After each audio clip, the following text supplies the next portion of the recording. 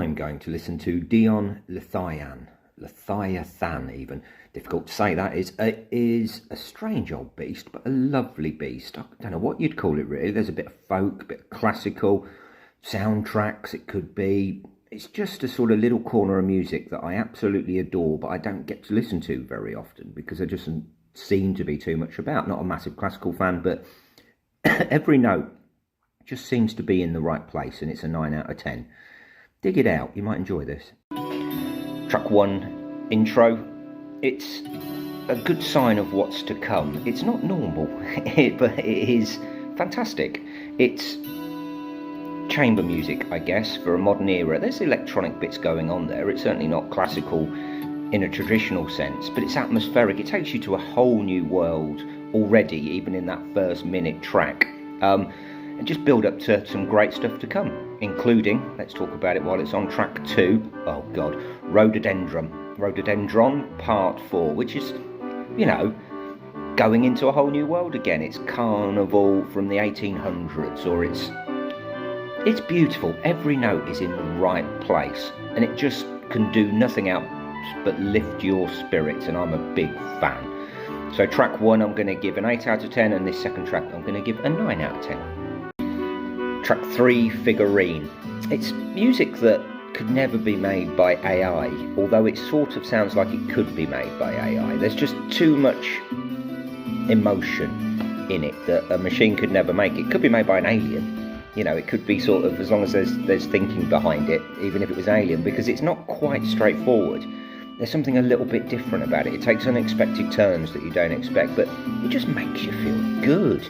That's what music should always do. Beautiful melodies, and you can hear them. There's no fighting for first place over raps or beats or loud guitars, and it's a nice refreshing change. Beautiful, 9 out of 10. Track 4, Gilded Cutlass. Perfect Sunday morning music. It is Sunday morning here in Prague, and yeah, it's perfect for a Sunday morning. And if you're ever going to watch a sunset, I recommend you put this album on, which I know doesn't happen too often, certainly in my life. Chamber music is described as in Pitchfork, and I get that. He's from Montreal, apparently, but this could be made anywhere. This music is universal, or as I mentioned in the last review, could be alien. It could be from anywhere in the universe. It's a similar sound all the way through, but it's never samey somehow. I don't want to review it, I just want to listen to it, so 8 out of 10. Track 5, Heatwave. A song title that sets the mood perfectly. They're sort of mini stories in instrumental form. You don't fully understand the stories, it's like a foreign language or something, but yeah, you can feel that there's a heat wave going on somehow within it. It's got that wonderful uncool synth sound, like he set it to trumpet, the one that you never use, but it works. He tried all 50 and trumpet sounded the best, even though it shouldn't.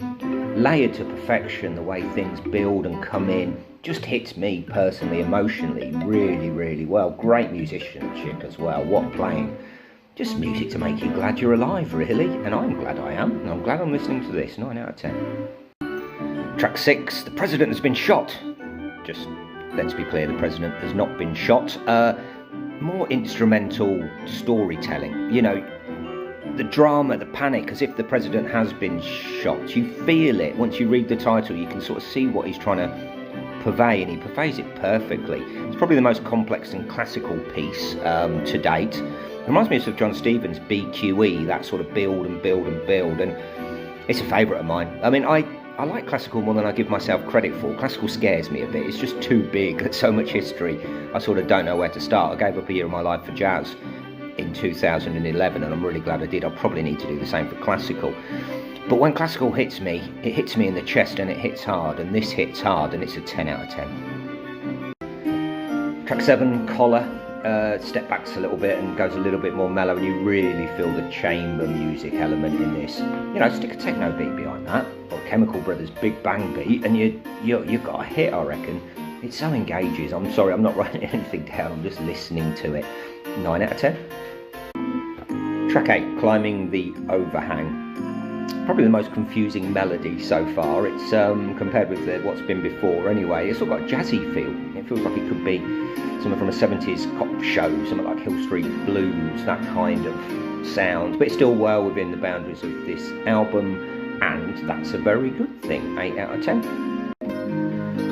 Track 9, Waiting Room. The tracks just go by so quick. It's one of those albums, I think it's about 38 minutes. It feels like 15. Everything, there's no break in between the songs, so it's just bang, bang, bang. If you weren't watching the tracks, you might think it was just one long track, the way that it's built and the way that it's put together. It just moves along so nicely. I don't want it to end, I'll be honest. It's a world I like very much, and it does feel like a different world. It feels like an alien world, as I say. An alien world that feels safe and warm and you want to go there. This track's actually probably the most experimental as it gets. There's even some mad percussion that lasts about 5 seconds. But yeah, just enjoyable, just enjoyable. It won't be for everyone's taste, but you know, I absolutely get this and it hits me emotionally. 9 out of 10. Track 10, Installation of the Cisterns. Who would have thought that would be a name of a song? But it is. Sorry if any DIY people come along and think this is something to do with cisterns. It's not. It's about a song on an album by Dion called Leviathan, which is great and you should listen to. I don't know if this is the soundtrack to the Installation of Cisterns. The other title tracks have sort of made sense. This one doesn't. It sounds a little bit too exciting, I'll be honest, to install cisterns to. But I've never installed a cistern. Perhaps it's more exciting than I imagine. And that's the sort of feeling this album gives me. This track, 9 out of 10. Just all wonderful. 11th and final track, the title track, Leviathan. I got better at saying that. Like many, I guess, classical pieces, everything comes together at the end. It's like all the good things that came before are there. You're listening to it. You're remembering bits that happened before on the journey. And what a moment it is. So much going on, so much to love, but not too much. I mean, it's the quickest, noisiest, and it shouldn't work in many ways. There's so many different bits, but the playing the piano is just a beautiful hook. Reminds me a little bit of Fishman's. It's just amazing. Thanks, Mr. Dion. It's really, really appreciated, and I think this track's got to be a 10 out of 10 because I want to listen to it again and again in the future, and I tend to my 10s out of 10s.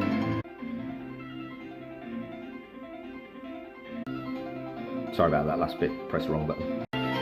My overall review of Dion, Leviathan, I've got bad at saying it again, Leviathan, give up, it's an amazing piece of work, it really is. I'm classical, scares me, all too big, all too much.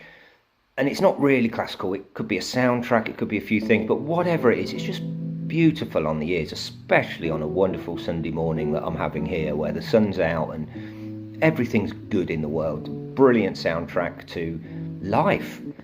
As mentioned earlier, it could be from alien life though. It's so different. It's so... you recognise it but you don't recognise it. Please give this a listen. It's way out of your usual comfort zone, probably, because I reckon there's only 2,000 listeners, but really is worth your time. 9 out of 10.